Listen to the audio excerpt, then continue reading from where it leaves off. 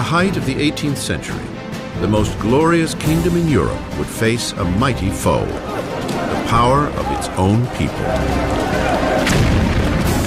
One man would rise to inspire the nation, to cast aside a reluctant king and a hated queen, and a new republic would be born in blood, the blood of the French Revolution.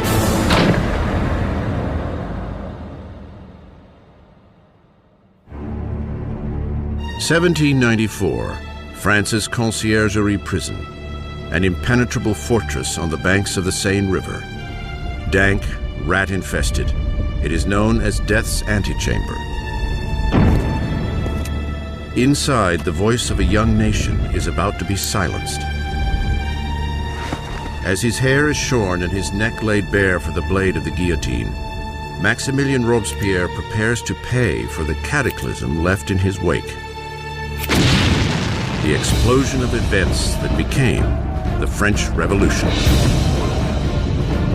The French Revolution is this extraordinary moment when people began to believe that you could actually recreate almost everything in a society, that you could not only change the politics, the institutions, but you could change human nature itself through political action. The French Revolution really does constitute the crossroads of the modern world where everything begins to turn in a different direction. The revolution saw a feudal land turn its back on aristocratic tradition and chart a violent new course for the future.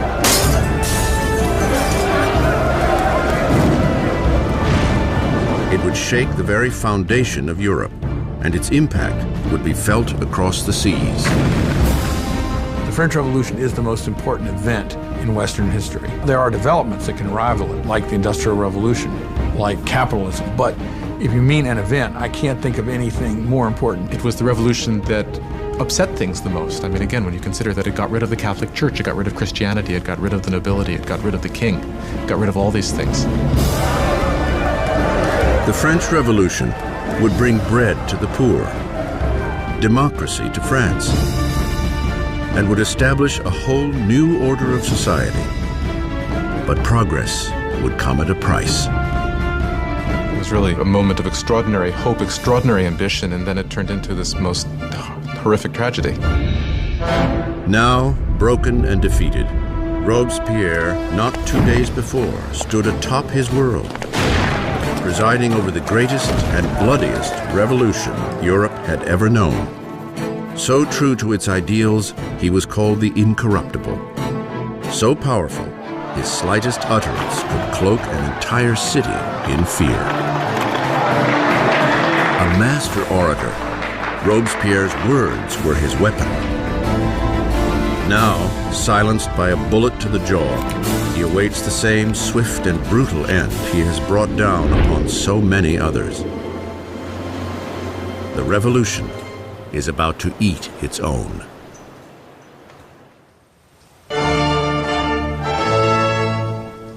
No one could have foreseen the turbulent times ahead on one spring day in 1770.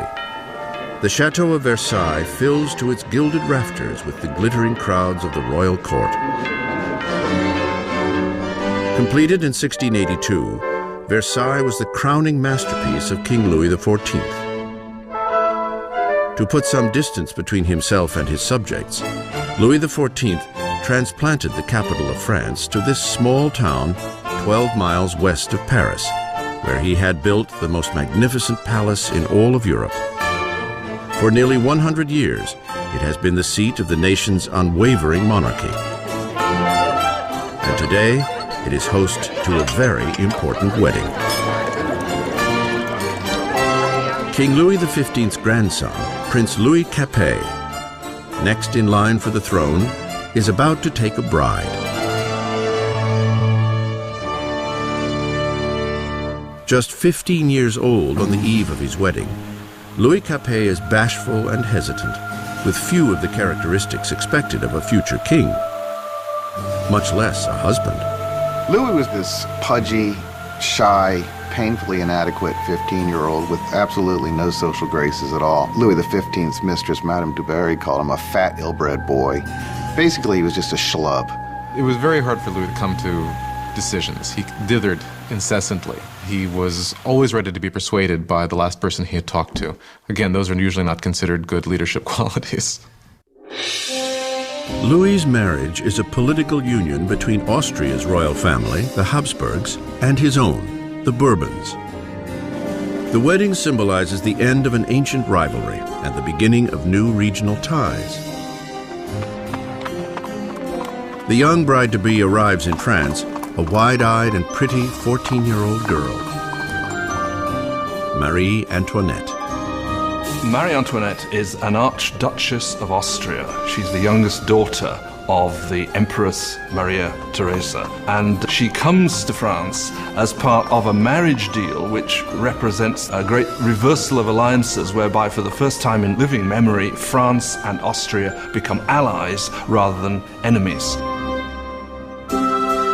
Marie comes to France as a political gesture, but as a teenager, she has little interest in political affairs. Well, when Marie Antoinette came to Versailles, she was very young. She didn't know a great deal about the country she was coming to. She didn't know about the customs. She didn't know about the court. She was certainly a headstrong girl, a very lively girl, but she was still a girl. When Marie Antoinette comes to Versailles, she is just a teenager. She is blonde with blue eyes. She is pretty, and she likes being attractive to people. And she comes with the intention of winning over her husband and her new family. On the night of the wedding, there is an ominous storm. But inside, the grandeur of the ceremony lights up the palace as the newlyweds make their way to the royal bedroom. In an age-old ceremony to encourage the conception of an heir, the king's courtiers are present as the awkward young couple is revealed in the marriage bed for the first time. The crowd is delighted and expectations are high. But once the curtains are drawn, it's clear that an heir will not be so easily produced. Louis was not only not interested in ruling, Louis wasn't particularly interested in loving either, and he paid her no attention on the first nights or even further into their marriage. Many years will pass before the marriage is finally consummated. The lack of an heir will soon spark gossip all across the kingdom that will continue to plague the couple for years to come. The grand wedding gala continues for days. But outside the gates of Versailles, there is hardly cause for celebration. Years of mismanagement by the monarchy have left the French people deprived and hungry. Nearly a decade earlier, King Louis XV lost the 7 Years' War, battling Great Britain over territory in North America. The ill-fated conflict all but bankrupted France of money and prestige, leaving the country's coffers drained, even as its population is growing bigger every day.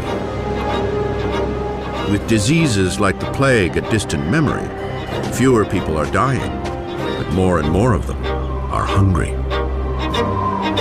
France grew from 20 million to 26 million in the 18th century after having grown only 1 million in the preceding 2 centuries. That put tremendous strain on what was there, and so there was a lot of anxiety. 4 years after the royal wedding, Prince Louis's grandfather loses his final battle with smallpox.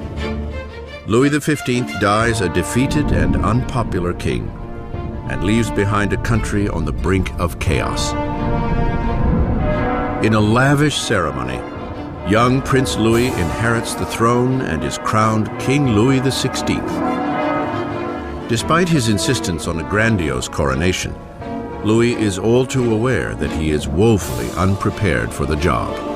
Louis XVI, the moment his grandfather dies and it suddenly is clear that he's king, he doesn't know what to do. He feels as if the world is falling in upon him. So although he's been educated in the full expectation of becoming king, he doesn't feel ready for it. For a kingdom in crisis, Louis XVI is the worst man to have on the watch. The 20-year-old king prays, "Protect us, Lord, for we reign too young." Ensconced in their royal apartments in Versailles, Louis and Marie begin their promising new lives as young monarchs, while only 12 miles away in the city of Paris, another new era is dawning, one that is on a collision course with the monarchy itself. It is a dangerous new age of ideas, the age of enlightenment.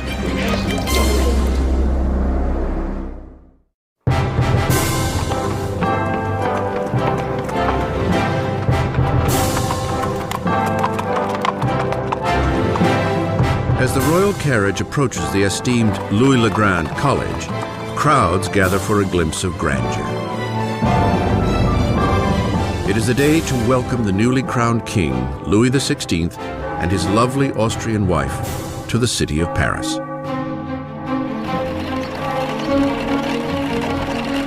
And at the head of the welcome party is a promising young law student, Maximilien Robespierre.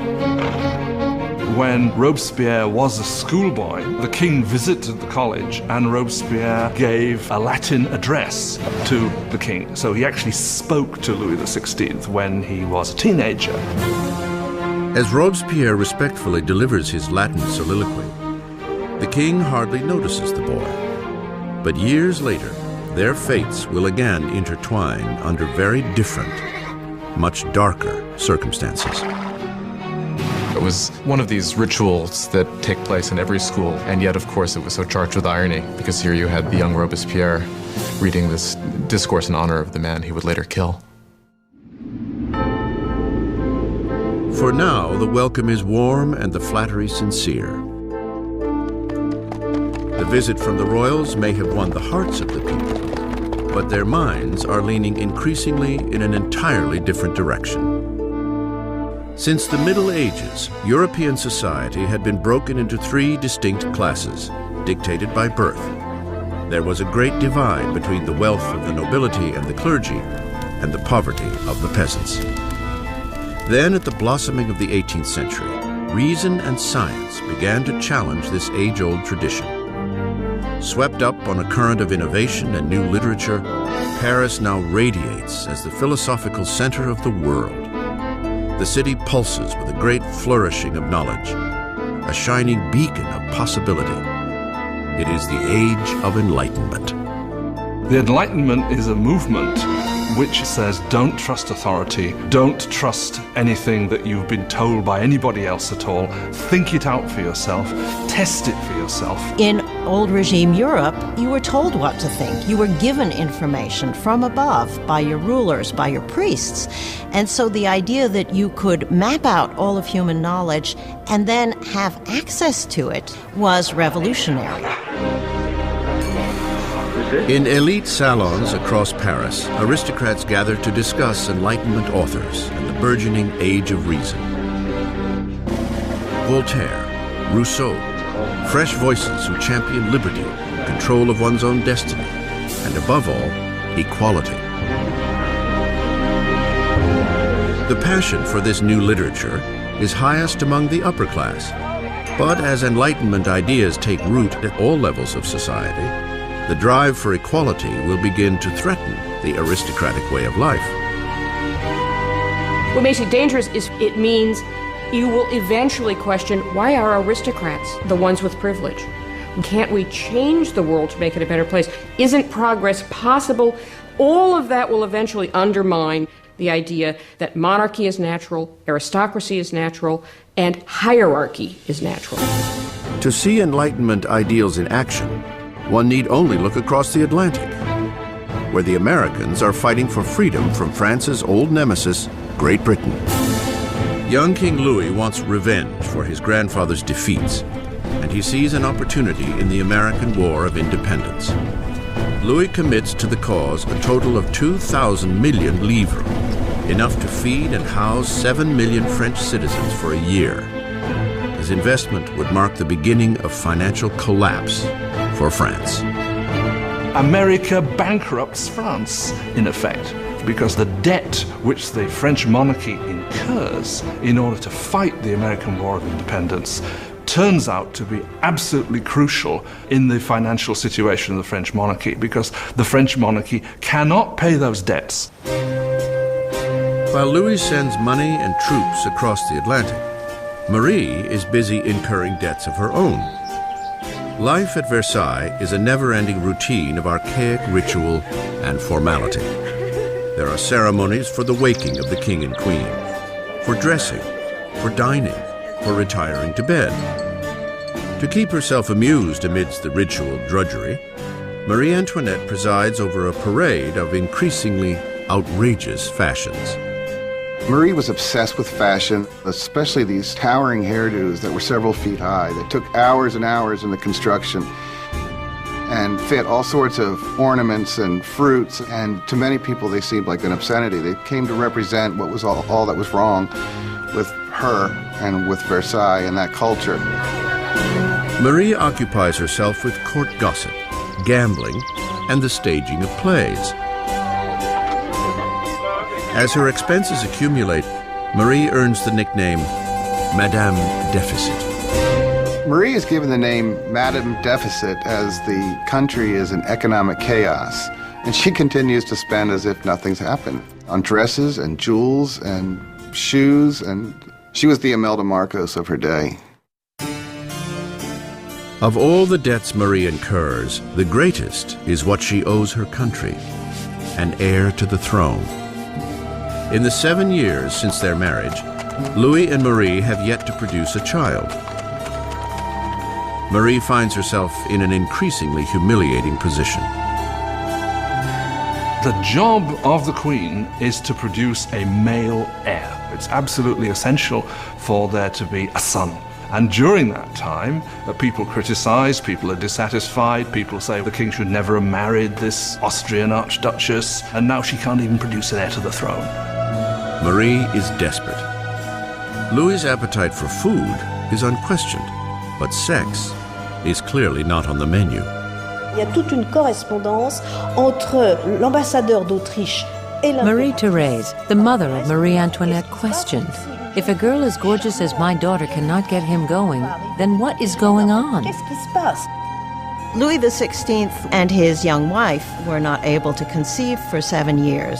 This cast a pall on the beginning of his reign, and because his hobby as a locksmith was well known, there were all sorts of salacious songs circulating to the effect that the locksmith was having a hard time finding the keyhole. Louis's disinterest in sex is seen as a lack of bravado as a king. Finally, after years of frustration and pressure from the court, Louis is diagnosed with a treatable condition called phimosis. Louis had a deformity that made arousal extremely painful. Therefore, there was no consummation until there was a surgical procedure that could correct this, but he was scared to death to have it, and it took years for him to agree to have it. And when he finally did, voila. After a simple surgery, the couple is able to have their first child, Marie Thérèse. But there is no easy fix for the years of damage to Marie's image. Since the early 1780s, libelles have circulated throughout the country, pornographic satire of the king and queen. Obscene pamphlets mock Louis's impotence and portray Marie as a promiscuous harlot in a debauched and decadent court. The people's view of the monarchy sours as conditions in the countryside worsen. After a succession of bad harvests, deregulation has raised the cost of flour, leading to a shortage of the very heart of the French diet, bread. But the hardships naturally stop at the gates of Versailles. As the royals continue to live in extravagance, complaints are committed to paper. One charge is leveled directly at the royal court. Do you know why there are so many needy people? It is because your luxurious existence devours in one day the substance of 1,000 men. The man behind this charge? The same young man who just a few years earlier regaled the king and queen after their coronation, Maximilien Robespierre. In Robespierre, the people will soon gain a voice calling for liberty, equality, for revolution. Versailles in the late 1700s is an oasis of extravagance, surrounded by a land in despair. And with an uncertain king at the helm, France is charting a course for disaster. After 19 years of marriage, Louis has sired 4 children. Yet as a king, he remains impotent. In an attempt to demonstrate leadership, Louis dabbles in financial reforms. But his misguided interfering burdens the poor with heavy taxes, while the nobility pay hardly at all. With the economy in ruins and the people restless, it seems as if even the heavens are angry, smiting France with the most bitterly cold winter in 90 years. If ever God intervened to make a situation worse, the summer of 1788 and the spring of 1789 is a moment when that happens. By the summer of 1788, you already have a burgeoning political crisis, and it's developing against the background of very serious food shortage. For the people of France in the 18th century, flour is the essence of life itself. Bread, the measure of existence. Most ordinary people in France ate at least 2 pounds a day of bread. Bread was all important. Its price was immediately felt by everyone. If the price doubled, you were in big trouble. Under Louis's financial mismanagement, the cost of flour skyrockets. Sparse food supplies are hoarded. And the cost of a loaf of bread soon equals a month's earnings. Hunger turns to rage. Riots break out across France. Homes are robbed. Bakeries are raided, and shopkeepers suspected of stockpiling bread are lynched on the spot.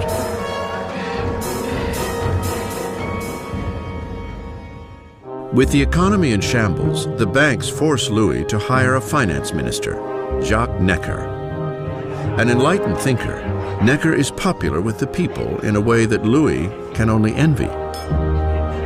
Jacques Necker was undoubtedly the most popular minister throughout the spring of '89 because he's taken the line publicly in his writings that the government's duty is to make sure that there is enough bread and grain for everybody.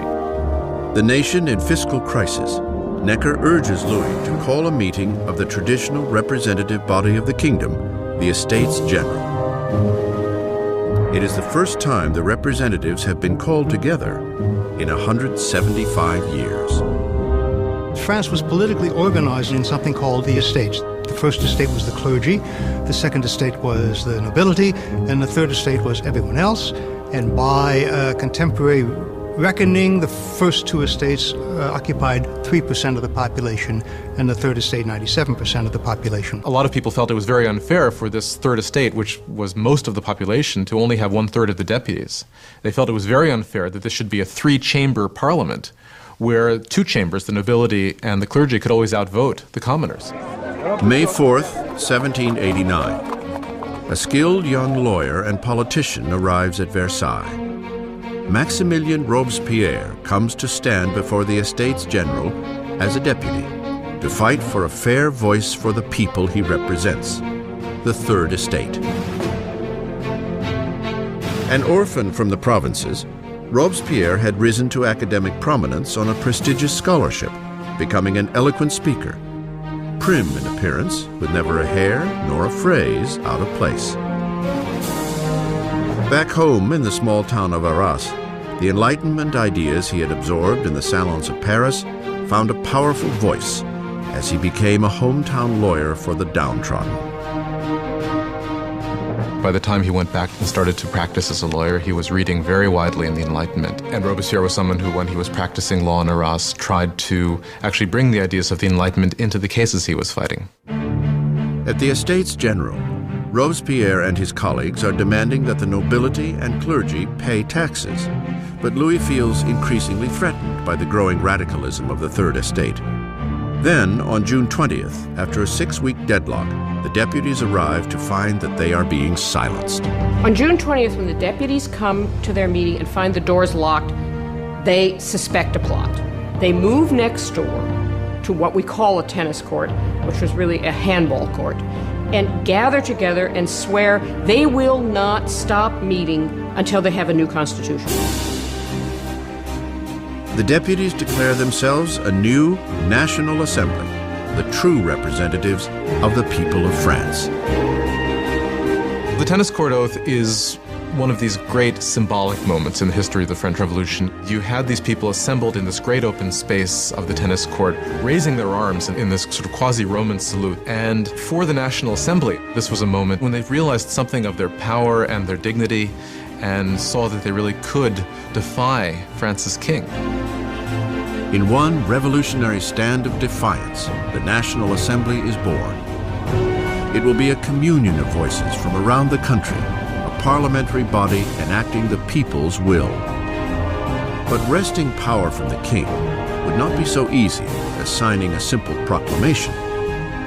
All of these early victories that take place at Versailles are largely paper victories, and they have no teeth to back them up. And the fear that happens, that takes over the deputies at Versailles as we approach mid-July, is that the king is gathering his forces to disperse them, to overthrow them. By early July, 30,000 of the king's troops are taking positions around Paris. To defend themselves, the people form a new National Guard. Rioters raid Paris's armories and make away with over 28,000 muskets. The only thing missing is gunpowder, and the people know just where to get it. In the center of Paris, there looms a massive stone dungeon, notorious as a symbol of feudal rule, the Bastille. The prison houses the city's stores of gunpowder and is legendary as a den of torture and unspeakable deaths. The Bastille had been the great symbol of royal despotism, the great symbol of the kings of France running beyond the just limits of their own power, a symbol of horror for the people of France.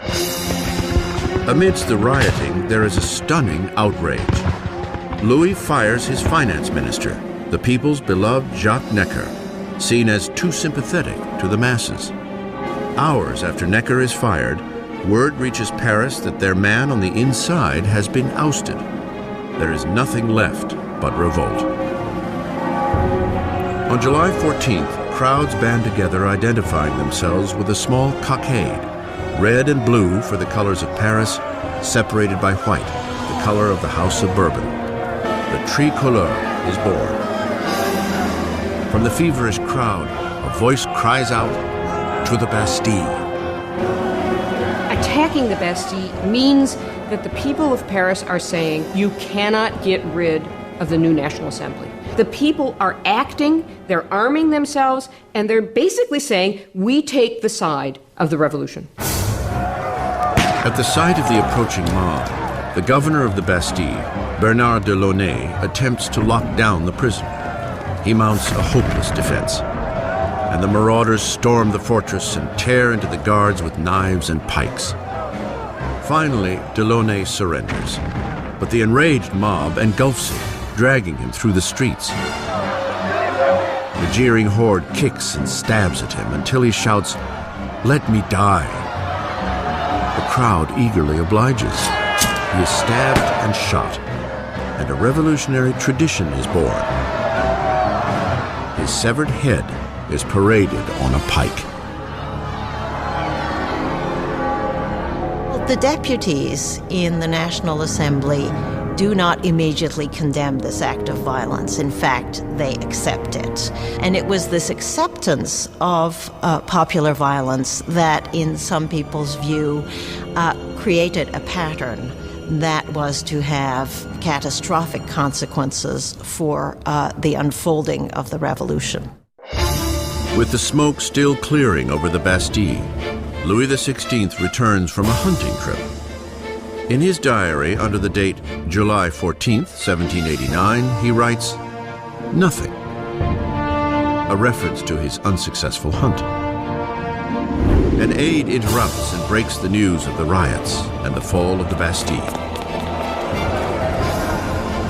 Louis XVI asks, "Is it a revolt?" "No, sire," he replies.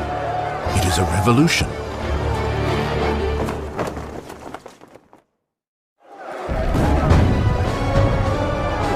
Victory at the Bastille unleashes the irrepressible torrent of revolution.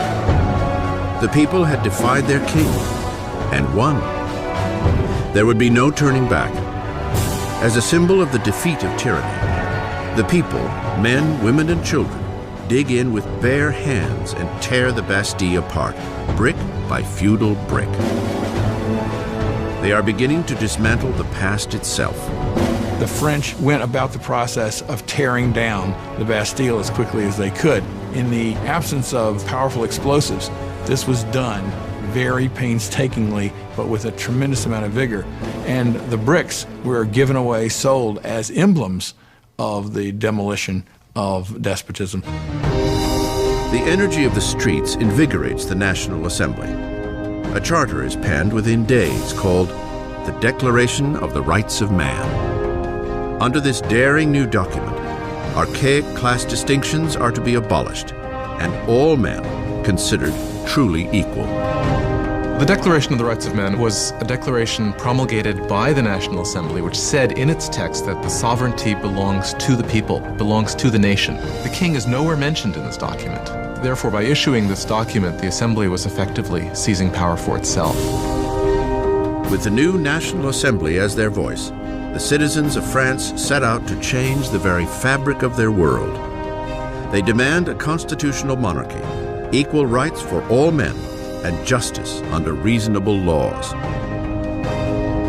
To provide a greater voice for the call of revolution, Robespierre demands increased freedom for the press, long muzzled under the old regime.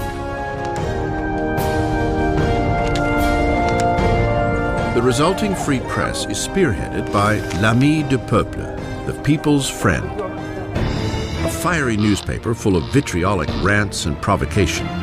It is the brainchild of a former doctor, Jean-Paul Marat.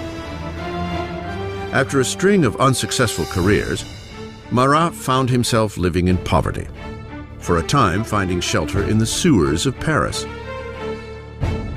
It was there he contracted a painful skin disease that now leaves him confined for long periods to a medicinal bath.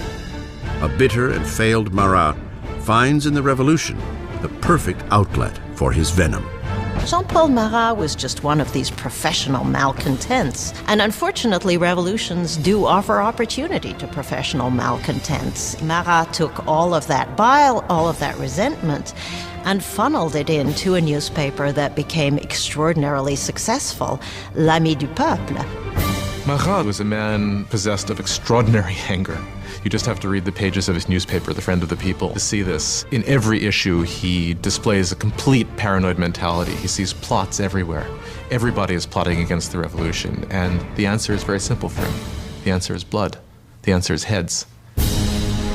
Marat loathes the monarchy's relentless extravagance, even as poverty grips France, and needs only the slightest rumor to lambast the king and queen in his newspaper. On October 2nd, 1789, his anger boils over.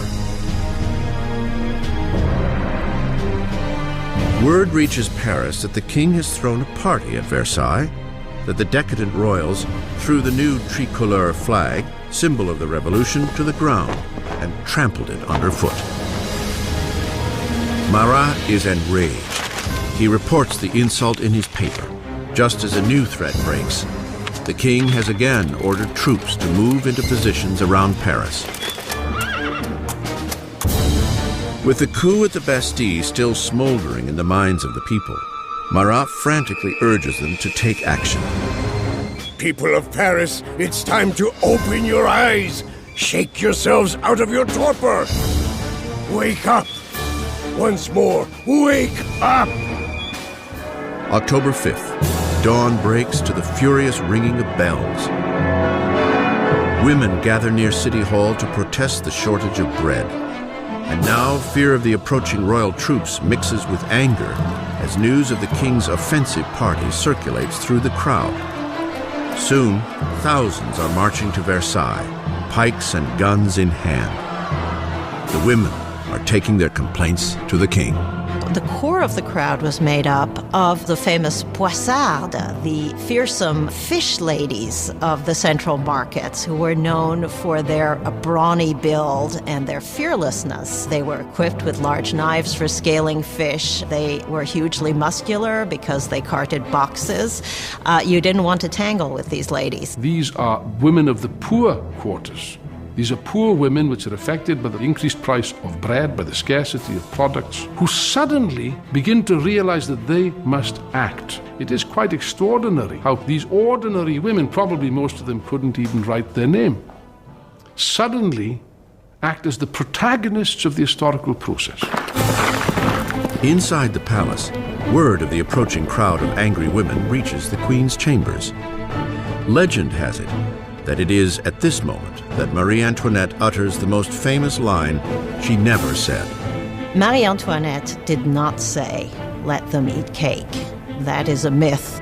Marie Antoinette, unfortunately, probably never even noticed the poor people of her country long enough to make such a statement. As the mob of women gathers outside the gates, Louis understands that the revolution can no longer be ignored. It is being brought to his front door.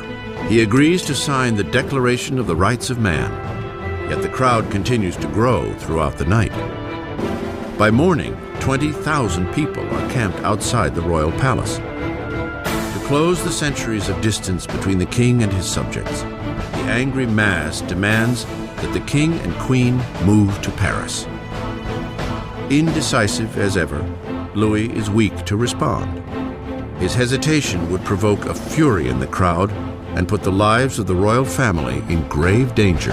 When they don't get instant compliance with what they want, it really looks as if they're going to massacre the Queen. A wave of women break into the royal palace screaming for the blood of the Queen. They massacre the guards, decapitate them, and impale their heads on pikes. They were like banshees screaming throughout the palace, "Give me her entrails, give me her head, I want a leg, I want an arm." I think that they had grown so frenzied that if they had encountered her, they probably would have torn her to pieces.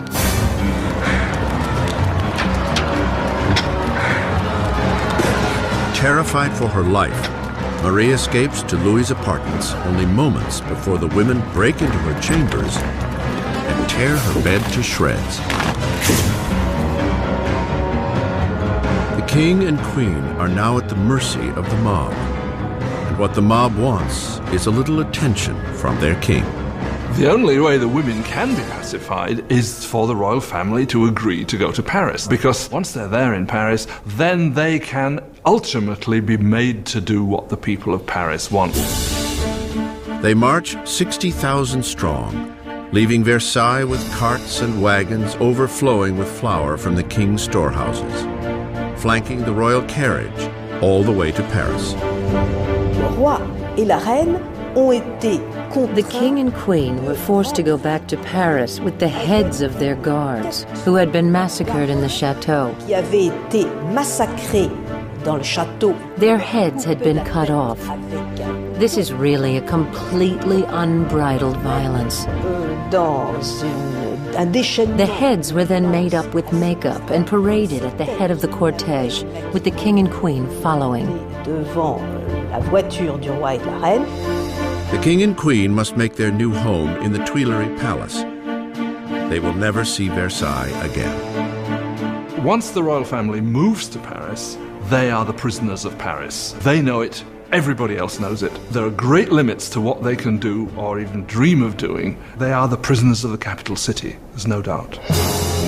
Versailles is abandoned, and the assembly moves to Paris. Power is now with the people. France will have democracy, new laws, and a remarkable and unforgiving form of justice will make its debut on the revolutionary stage: the guillotine.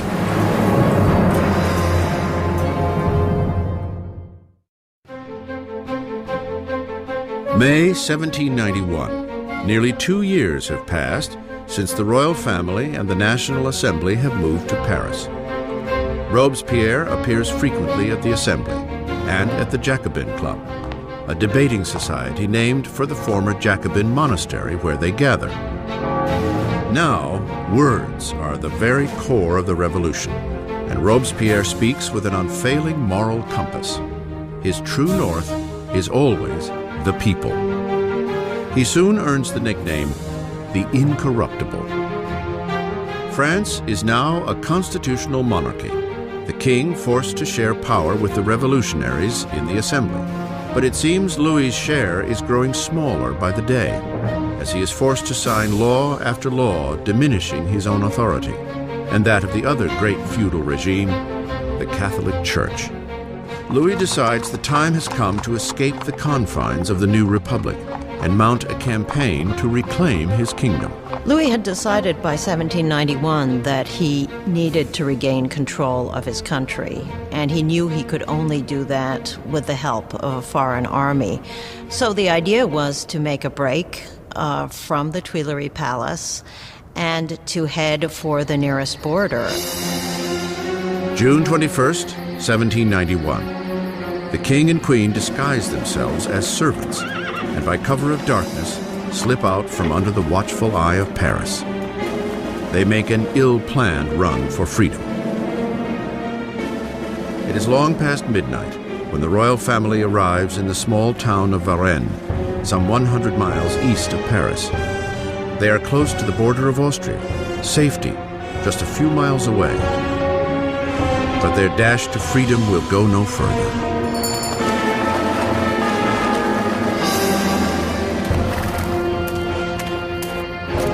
Rumors of the royals' journey have preceded them to Varennes. A town official stops the carriage, demanding their passports.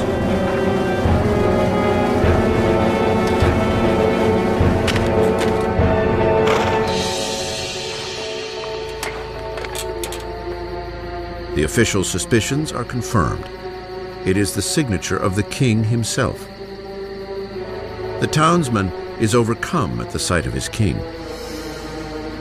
But revolutionary guards nearby show no reverence for the fleeing royals. He keeps hoping that people will recognize him and there will be a kind of rebellion in his favor. And much to his horror and surprise, they are not ecstatic to recognize him. They see him as escaping, and basically he's arrested and taken back to Paris. The idea that the monarch had tried to abandon his people was psychologically catastrophic. That event really broke the bond between Louis and his subjects. Now they had not only a king who was superfluous, they had a king who was obviously a traitor as well. With the royal family official turncoats to the revolution, power shifts from Louis, now a prisoner king, to the revolutionaries at the Assembly. At the very heart of the young revolutionary government is Robespierre. He shines at the podium, calling for liberty, equality, and fraternity. He demands universal suffrage and an end to slavery in the French West Indies. And most passionately, he rails against the death penalty, because in the new age of enlightenment, Robespierre wants to discard all remnants of the medieval past. Europe had inherited a macabre repertoire of execution techniques from the Dark Ages. Unremittingly cruel deaths by drawing and quartering, hanging, drowning, and burning at the stake. Well, under the old regime, there was a whole panoply of very gruesome punishments, and decapitation was punishment reserved for the nobility. And one of the things that the revolution wanted from the start was to have everybody equal in death. They wanted symbolically to have the same punishment available for anyone. Despite Robespierre's opposition, a new killing machine takes center stage in Paris. Physician-inventor Joseph Ignace Guillotin devises a ruthless beheading machine, turning old-fashioned decapitation into a humanitarian experience. Dr. Guillotin describes his new device to the assembly. The mechanism falls like thunder. The head flies off. Blood spurts. The man is no more. Always a supporter of bloodshed, the journalist Marat prints an enthusiastic rant in his paper, announcing the device's new name, guillotine. It will soon earn a nickname, the National Razor. The French revolutionaries believe in humane values. They believe that unnecessary suffering should not be caused. And what they like about the guillotine is that it is quick, it's efficient, and as far as we can tell, although no one has returned to tell the tale, it's painless. The guillotine will silence the revolution's internal enemies, anyone suspected of plotting to return Louis to the throne. But it's the enemies surrounding France that most preoccupy the assembly. There is a fear that members of the extended royal family who fled to Austria will launch an armed counter-revolution. The assembly calls for a preemptive attack, a declaration of war on Austria. But Robespierre argues against it. Robespierre is one of the lonely voices who is opposing war because he thinks the enemy will win. Robespierre is afraid that the country isn't ready, hasn't got an army that would be able to defeat the enemy. The enemy might therefore come in and destroy the revolution. Robespierre loses the debate.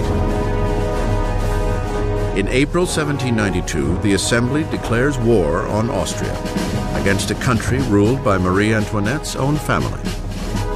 A nationalist fervor grows.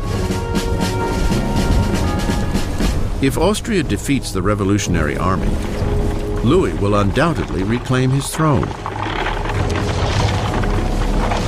And Marie is suspected of aiding the enemy by corresponding with her relatives in Austria, giving away French troop movements with the stroke of her pen. All the while, the king and queen feign adherence to the revolution. Louis and Marie Antoinette are playing a double game. They are seeming to go along with the revolution many times at the same time as they are conspiring against it. They are trying to survive. If you want to be generous, they're survivors. But if you want to be, look at it from the revolutionary point of view, is they're liars. With the French army already suffering huge losses on the border, word reaches Paris that Austria's ally, Prussia, has joined the invasion. The enemy troops are mobilized under the command of the Duke of Brunswick, a Prussian general. Tension pervades the streets of Paris. And then, the newspapers print a letter from the Duke of Brunswick, a manifesto threatening the destruction of Paris if any harm comes to their royal majesties, the King and Queen. The misguided threat wildly backfires. August 10th, 1792. 27,000 armed citizens, fueled by indignant rage, head to the Tuileries Palace and fall upon the king's guards in a savage attack. By the end of the day, over 800 from both sides are dead. The king flees to safety in the assembly, but the monarchy is no more. Louis is officially stripped of his title. The French Republic is born. The blade of the guillotine is christened with the blood of Louis's remaining guards.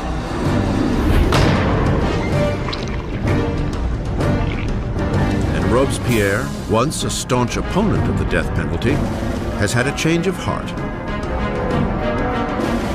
The birth of the new republic can only begin with the death of a king. Dr. Guillotin's chilling new device hangs over Paris like a warning. The penalty for defying revolutionary law and order. Freshly christened with the blood of the king's guards, It will soon put an end to the king himself. By August 1792, with the king deposed and the royal family secluded in the Temple prison, Robespierre and his Jacobins are locked in a battle with the moderates of the Assembly, the Girondins, for control of the national government. And on the streets of Paris, a new political movement takes hold. As a symbol of their rejection of aristocratic tradition, ordinary citizens refuse to wear the knee breeches or culotte of the aristocrats. They call themselves the sans-culottes, those without knee pants. The sans-culottes considered themselves the true people of France. They were not the poorest of the poor. They tended to be fairly well-off artisans, shopkeepers, people like that. But they were people who at least claimed to work with their hands. Not wearing the breeches, not wearing the culotte for the sans-culotte was simply symbolism of being not an aristocrat, being an ordinary man of the people. The sans-culottes seize control of Paris's city government, while the Jacobins and Girondins steer the rest of the country from the National Assembly, now called the Convention.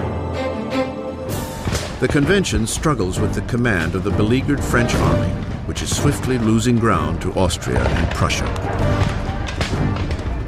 While fighting back incursions at the border, the revolutionary government cracks down on enemies within, royalist traitors who might deliver Paris into the hands of the invaders. More than 1,000 people are arrested and herded into prison. Priests, journalists, ordinary men and women. Robespierre concentrates on the internal crisis. But his friend, the Minister of Justice, Georges Danton, motivates men young and old to join the war on the frontier. He is gregarious and loud, everything that Robespierre is not. Soon, Danton's name is heard throughout Paris. Danton is a bigger-than-life character, a man full of life, full of bombast, a tremendous drinker and debaucherer who, though he's from the educated classes himself, is a guy who, unlike Robespierre, can physically identify with the working people in a way that Robespierre simply cannot. As the enemy closes in, Danton's fiery rhetoric mobilizes the people, inspiring many to take to the battlefront. At one of the moments of greatest peril for the revolution, the Austrian and Prussian armies are invading. He gets up in front of the people of Paris and shouts, "De l'audace, encore de l'audace, toujours de l'audace, et la patrie est sauvée." Boldness, more boldness, forever boldness, and the fatherland is saved. He's really one of the people who manages to rally the country against the invader. It's an extraordinary moment. With so many able-bodied men leaving for the front, Paris is left defenseless, its jails bursting with political prisoners. An unsettling fear floods the city. The growing mass of prisoners may be impossible to contain. Marat puts out a bloodthirsty call for revolutionary citizens to descend upon the prisons and slaughter all inside. The foreign armies were advancing on Paris. Had they linked up in Paris with these bitter enemies of the revolutions in the prisons, of course, then the results would have been fairly horrific from the standpoint of the people. In the first week of September, disastrous news arrives from the front. Prussia has taken Verdun, a town on the road to Paris. The enemy is now just miles away. The fear gripping Paris explodes. The sans-culottes break into the prisons and unleash a furious assault on the city's inmates. They will leave no traitor alive. And the sans-culottes went to the prisons, particularly the prisons where refractory priests were being held, where nobles were being held, where political prisoners were being held, and they started carrying out their own impromptu trials that were very short and that very often simply ended with slaughter. Women are raped and brutalized, priests disemboweled, aristocrats hacked to pieces. In a primeval slaughter, more than 1,600 are left dead in a matter of days. When word of the September massacres spreads throughout Europe, enemies of the revolution are sickened.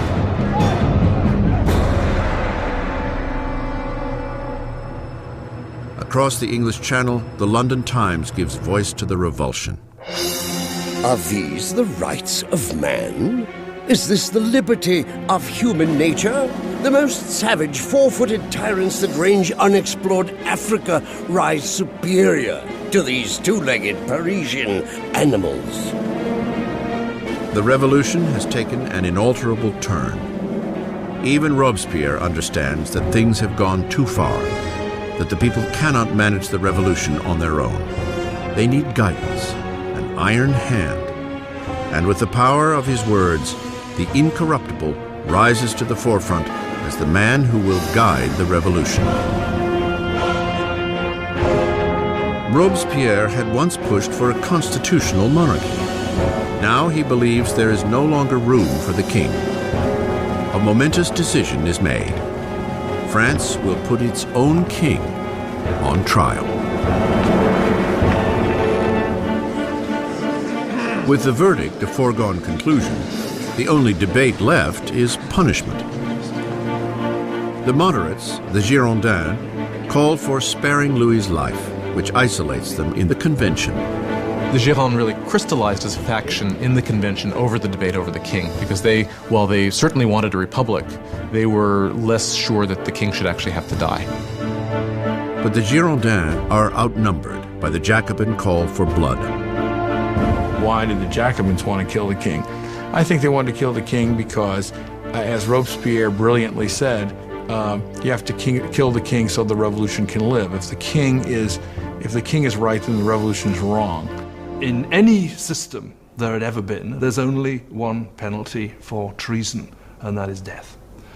So in this sense, if the king is guilty of betraying the country in a time of war, then the argument is that he must suffer the death of a traitor. On January 20th, 1793, Louis XVI is declared guilty. The sentence is read. The king must die. That evening, Louis is briefly reunited with his family. Calm in the face of their tears, he promises to return the next morning to say a final goodbye. He will not. He cannot bear his family's anguish and must not weaken on the way to the guillotine. The next morning, a closed carriage brings Louis to the scaffold. And he stoically makes his way to the blade.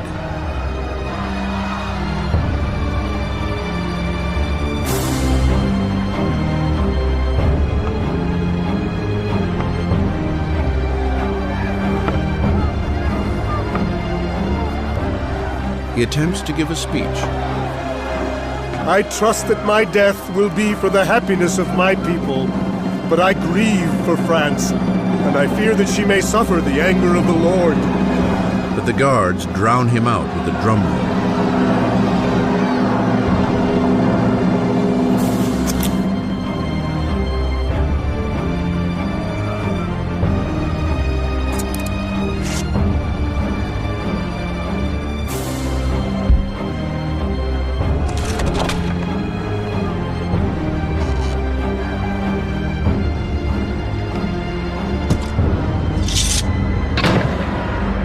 At 10:22 a.m., the man who once was king is no more.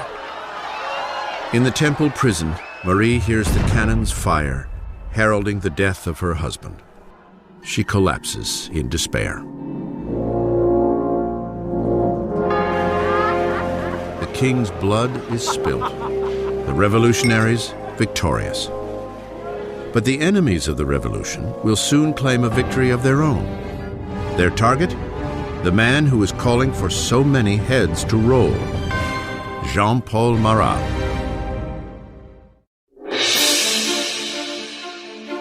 The execution of Louis XVI marks ultimate victory for the revolutionaries. A pivotal moment when a young nation, the French Republic, is literally born in blood. By the end of 1792, the radical Jacobins, believing the young revolution is in danger of being sabotaged by traitors, are steering the revolution with more and more violent means. But the Girondins, representing the people of the French countryside, want to slow the ascending violence for fear it will lead to civil war. Their most vocal opponent, Jean-Paul Marat, strikes back at the Girondins with furious tirades in his newspaper, naming those he believes are plotting against the revolution. Marat, who once called for the execution of 200, now demands 200,000 heads fall. When you look at Marat's journalism, it's got one basic principle, which is be more extreme than anybody else and call for people to be killed. If you look at Marat's journalism all the time, he's saying, if only we chopped off a few heads, then things will be all right. And when things aren't all right, if only chop off a few more heads, things will be all right. Suddenly, people in Paris begin to massacre people. And Marat is the first to claim credit for that. But the radical movement hasn't taken hold everywhere. People outside of Paris are furious at the spiraling brutality of the Jacobins and call for an end to the bloodletting. And the message reaches the lovely Charlotte Corday, an unassuming yet determined young woman from the provinces. Charlotte Corday is an average person in the city of Caen. She's appalled by the killing that's going on there, and she perhaps rightly considers Marat one of the chief authors of that. He's been instrumental on the radical side of the revolution. His Ami du Peuple is still calling for heads. July 13th, 1793. Charlotte Corday arrives in Paris. She knows that the friend of the people has an open-door policy at his home, where he can be found at nearly any hour soaking in his medicinal bath. Corday comes on the pretense that she carries a list of traitors, those collaborating with foreign armies to put an end to the revolution. Marat asks for the list, promising Corday that the traitors will be guillotined the next day. Having given him that, she then produces a poignard, a little stiletto, and stabs him in the chest.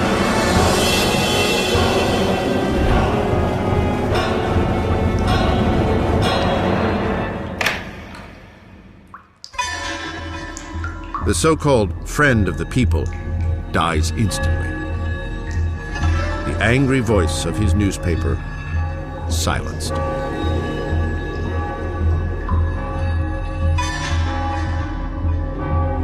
When the revolution turns bloodthirsty, it's very easy to say it was his fault. And that, of course, is what those who hated him or feared him did say, and that's one of the reasons why Charlotte Corday actually murders him in 1793, because he regards him as responsible for many of the bloody atrocities that have actually occurred. Corday makes no attempt to escape. At her trial, she is unrepentant. What did you expect to achieve in assassinating Marat? Peace. Now that he's dead, peace will return to my country. Charlotte Corday is swiftly executed, and her dream of peace dies along with her. She has killed Marat the man, but she has created Marat the legend, his death most famously depicted by the revolutionary painter Jacques-Louis David. He became a martyr. He became a kind of almost religious figure. You had people offering up prayers that went, "Heart of Jesus, Heart of Marat." You had these scenes at his funeral where the bathtub in which he was murdered was sort of put up on the altar, almost as if it was a kind of crucifix. If you look at David's painting of Marat's death, Marat's body is draped in precisely the same way as the body of Christ is depicted in classic representations of the Pietà, the descent from the cross. So clearly there's an identification of Marat with Christ, with Marat representing the new kind of God of the radical republic. Robespierre is envious of the adoration lavished upon Marat, but ever the pragmatist, he turns his attention to pressing matters at hand. Because though Marat is dead, there are still others calling for blood, royal blood. The Conciergerie, death's dark antechamber. 8 months after the execution of her husband, and just days after the killing of Charlotte Corday, Marie Antoinette is jailed here in a hideous cell, utterly alone. One of the worst things that happens to Marie after the execution of Louis is her children are ripped away from her. Her children were the most important thing to her, and she knew that her son was going to be subjected to terrible abuse to make him forget that he was ever royal by these revolutionaries. And it turns out she was right. It only took a couple years after her son died of terrible neglect and abuse. The once vain Marie Antoinette is 38 years old, but the revolution has aged her beyond her years. Marie Antoinette avait été une jolie femme. Marie Antoinette had been a very pretty woman, elegant, until the revolution. From 1788-89, she got thinner. Her hair went white. She abandoned all her coquetry and her pretty things. She became emaciated. When she arrived for her trial, she was unrecognizable.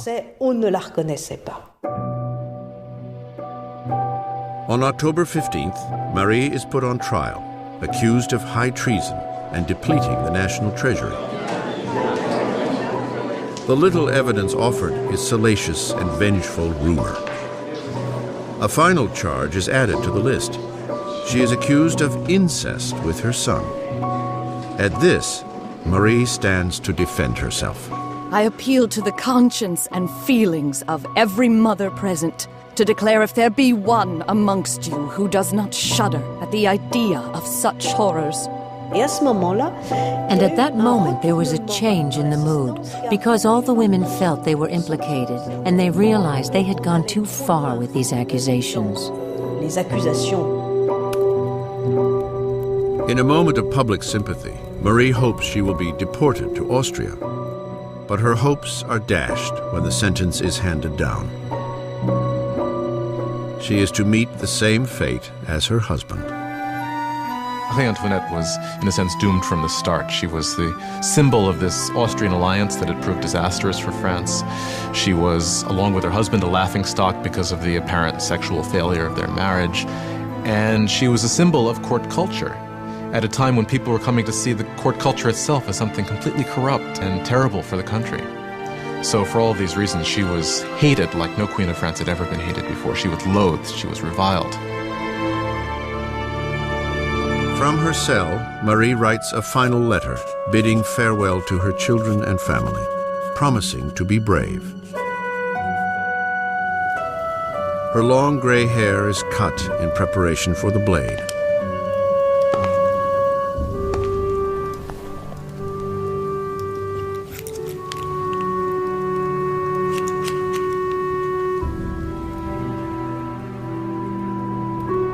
Her hands are tightly bound. As she is escorted from the prison gates, she expects a carriage. Instead, there awaits a common criminal's cart. She hopes when she's taken off to execution that she's going to get the same treatment that the king got, meaning she would be in an enclosed carriage so that the crowd couldn't get her, but they just put her in an open wagon where people would shout all sorts of things, horrible threats at her. A shadow of the sovereign she once was, Marie Antoinette maintains a queenly dignity as she is paraded through the streets of Paris.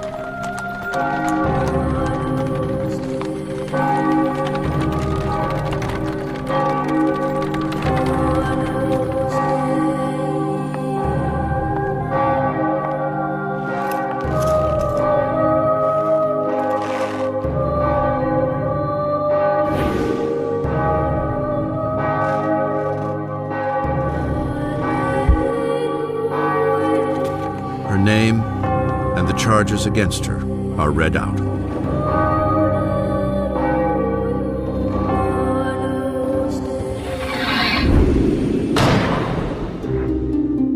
The last Queen of France is dead.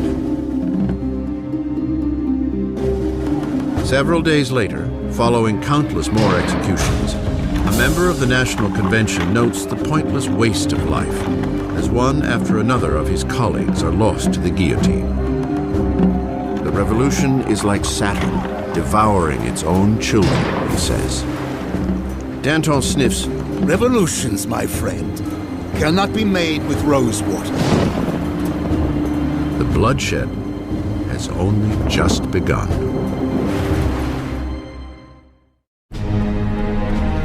September 1793. 4 years into the revolution, and France is being torn apart. There is violent insurrection in the provinces, and huge losses in the faltering war against Europe. In one blistering defeat, the British Navy takes the port city of Toulon. Europe is eating away at France's borders. France is the single largest country in Western Europe. It's the most populous country in Western Europe. It has been the great military power. And of course, when it entered into the revolution, a lot of its traditional enemies and also a lot of its traditional allies thought, aha, this is our chance to, not to carve a piece off of the actual territory of France, but certainly to enrich ourselves at its expense and to weaken it permanently. France is isolated in the whole of Europe. It's being blockaded by Britain. It's being attacked and invaded by Austria and by Prussia. The people of Paris are seized by a fear that the victory of the counter-revolution will lead to a bloodbath. Danton and Robespierre, the star orators of the convention, realize that they must boldly strike out to save the revolution. They convince their colleagues to institute a menacing new form of martial law. It is time for all Frenchmen to enjoy sacred equality. It is time to impose this equality by signal acts of justice upon traitors and conspirators. Make terror the order of the day. Thus begins a new chapter in the revolution, a period of violent repression called the Terror. In a remarkable reversal, the revolutionaries suspend the new constitution and all the rights it was to guarantee. Police spies scatter throughout the country. Anyone suspected of counter-revolutionary activity is rounded up, quickly tried, and sent to the national razor. The Reign of Terror was conceived as an emergency government. What they understood by terror was striking terror into the hearts of the enemies of the Republic, so that they would be either scared straight, as it were, or arrested and disposed of. The slightest suspicion can send anyone to the scaffold. Politicians who say a kind word of the defunct monarchy. Anyone who uses the formal monsieur or madame instead of the new form of address, citizen. The air is fraught with paranoia. Neighbors denounce neighbors. The incessant rolling of the death carts rattles through the streets of Paris. Execution is absolutely hanging over people's heads in the sense that we know in Paris there are police spies, and there are quite a few police spies everywhere, standing in bread lines, listening to what the women are saying, and turning them in if they don't like what they hear. You could be turned in not just for complaining about the high price of bread, but you could be turned in supposedly even for not being enthusiastic enough about where things were going and the successes of the revolution. So just about anything that would stand out for commentary could get you into trouble. The convention sets up a revolutionary tribunal, expediting trials and executions with ruthless efficiency. To consolidate power, they form a 12-man council and call it the Committee of Public Safety. Ultimately, power had to be delegated to a smaller group, and that group became the Committee of Public Safety. Ultimately, it became 12 people who really ruled France as a kind of collective dictatorship. With his masterful words and revolutionary vision, Robespierre soon emerges as the committee's fiercest guiding voice. And that voice is calling for more blood.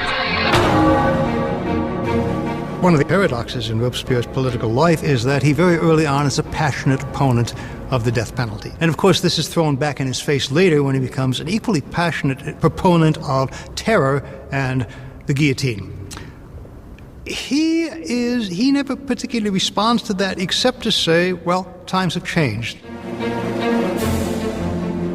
The revolution has hardened Robespierre. Once an impassioned supporter of a free press, he now reinstates censorship, a vestige of the old regime. And with the church already under attack, Robespierre stands idly by as one of the most radical revolutionaries. Jacques-René Hébert proposes a new agenda: de-Christianization. When the crisis of the war and internal rebellion is at its height, people begin to say the root of all the problem is priests, is religion. And what we've got to do, if we're ever going to be safe against the enemies of revolution, is destroy the power of the Catholic Church. Superstition, fanaticism, that's what religion's all about, and therefore what we have to do is stamp out this whole thing entirely. Streets carrying the word saint are renamed. Religious icons are destroyed and replaced with tributes to the new saint, Marat. The church came to seem simply the enemy to the radical revolutionaries. Churches and cathedrals are simply stripped of their altars. Stained glass is smashed, statues are smashed, the wealth of the churches is simply carted off.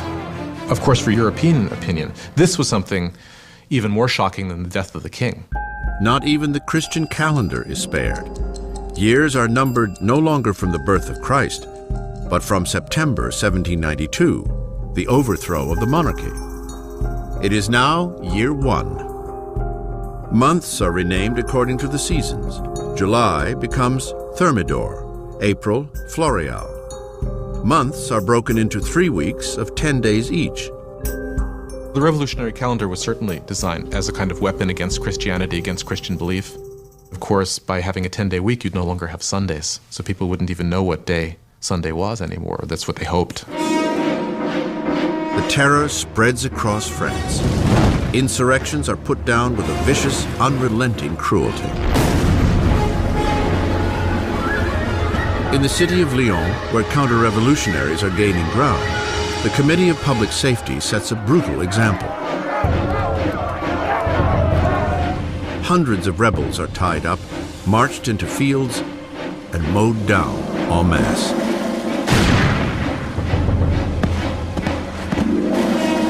A region called the Vendée, in the west of France, has also become a counter-revolutionary stronghold. Rebels and priests are tied together and packed onto boats that are then mercilessly sunk. Up to 100,000 people are killed in the Vendée alone. In Paris, the blade falls at an ever more frantic pace.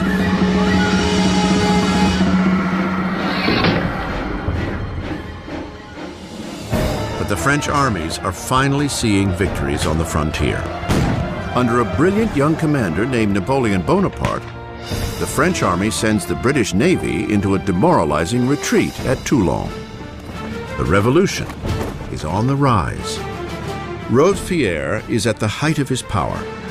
He has taken on the enemies of the revolution and ensured its success through terror. For a time, the terror was very effective as a means of getting the country together, getting the government together, and fighting what was, after all, a war on several fronts. On the Eastern Front and on the Northern Front against external enemies, also a civil war in the Vendée, which was the bloodiest of all, also a civil war against the supporters of the Gironde and other revolutionaries who had turned against the government in Paris.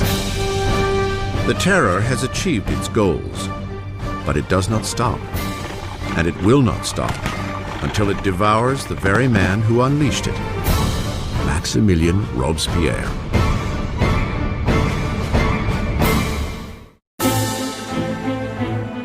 With the blood of the terror, Maximilien Robespierre has rescued the revolution. An invigorated army is repelling attacks at the border, and internal dissent has been all but quashed. At the height of his success, Robespierre dreams up a loftier goal yet: to use more terror to mold a new kind of society, a republic of virtue. By virtue, he means civic virtue. It's an active principle for Robespierre. For example, you cannot be a virtuous citizen by simply obeying the laws and keeping your head down.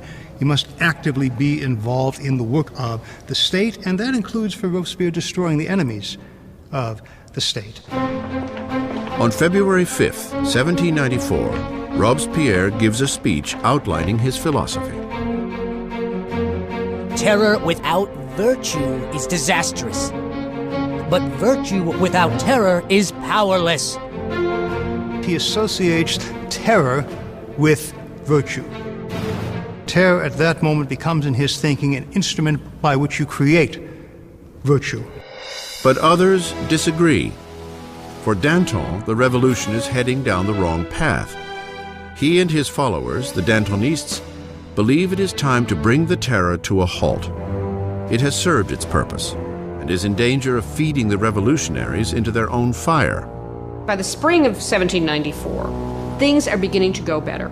The food situation is no longer so bad, and the war effort is going better, and Danton is basically saying we need to get a new footing for the government. We need to move to a kind of normalization. Robespierre believes it's too soon. Danton will start organizing a group to argue that we should end the terror. Robespierre will see this as a direct threat to the government. He will not see it as just a difference of opinion about the direction of policy. He will see it as potential treason. And in Robespierre's Republic of Virtue, there is only one response to treason. The Dantonists are rounded up and quickly sentenced to death. Robespierre has sent thousands to the scaffold, but is uneasy with the blood of execution. He will not attend the beheadings of his former friends and allies. As he steps up to the blade, Danton shouts, "My only regret is that I'm going before that rat, Robespierre."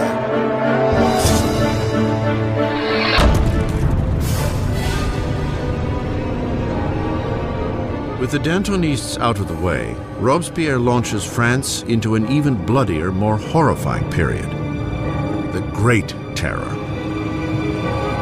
The Great Terror is the name given to the last phase of the terror in the spring of 1794 into the summer of 1794. It's the period at which the tempo of executions really starts to increase, at which the atmosphere of paranoia, particularly in Paris, but really across the country, starts to increase exponentially. You can track the number of executions until it's up to almost 800 per month in Paris, towards the end even more. Paris's executioner is busier than ever. But on June 6, 1794, the roll of the carts comes to a halt. The guillotine hangs silent. Robespierre has declared a new religious holiday, the Festival of the Supreme Being. He wants to replace the old Catholic god with a new one, the goddess of reason. One thing about Robespierre is that he never supported these atheist policies. He believed that people needed a divinity to believe in. And he helped sponsor this cult that was called the Cult of the Supreme Being, with this extraordinary tableau in Paris, in I believe it was June of 1794, which had choirs of people dressed in white singing. You had this kind of papier-mâché mountain that was built in the center of Paris. And then at the critical moment of the ceremony, you had Robespierre himself sort of emerging on the top of this mountain, clad in a toga, and marching down. And I think at this moment, a lot of people felt, all right, who does he really think he is? Does he think he's God here? Does he think he's the king? As the Great Terror spirals on, Robespierre's colleagues see the Festival of the Supreme Being as his departure from the realm of reality.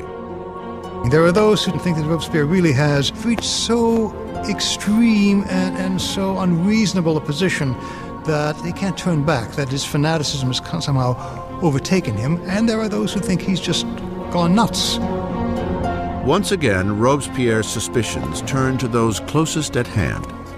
On June 27th, now the 9th of Thermidor, he appears before the convention and delivers a speech of threats. It is the last speech he will ever give. Robespierre makes a tactical error. He comes in and announces that he has a new list of enemies of the Republic, but he won't give the list.